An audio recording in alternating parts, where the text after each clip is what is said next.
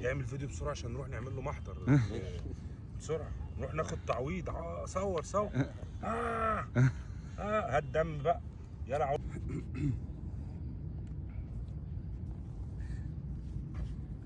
روكي، ده الحراسه بتاعي خلاص. روكي يعمل فيديو بسرعه عشان نروح نعمل له محضر. بسرعه نروح ناخد تعويض. صور هات دم بقى. يلا عض جامد. يلا روكي.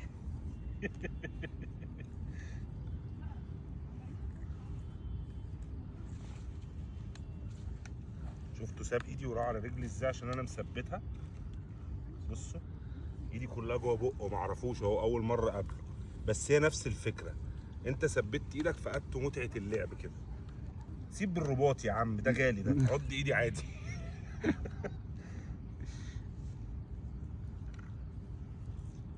اي.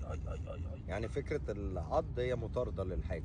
انا لما بحرك ايدي اي كائن بقى بلعب معاه، سواء كلب سواء قط سواء اي حاجه، بحفزه على غريزه الصيد والافتراس.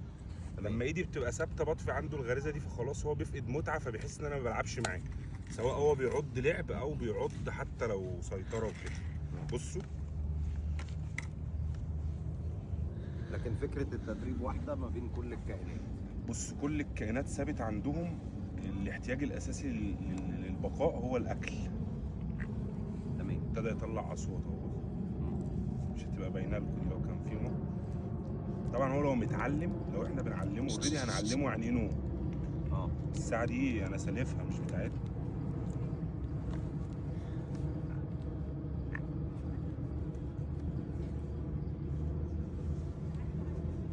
في ناس تانية تقول لك انت سكوتك ده معناه ان انت موافق. لا،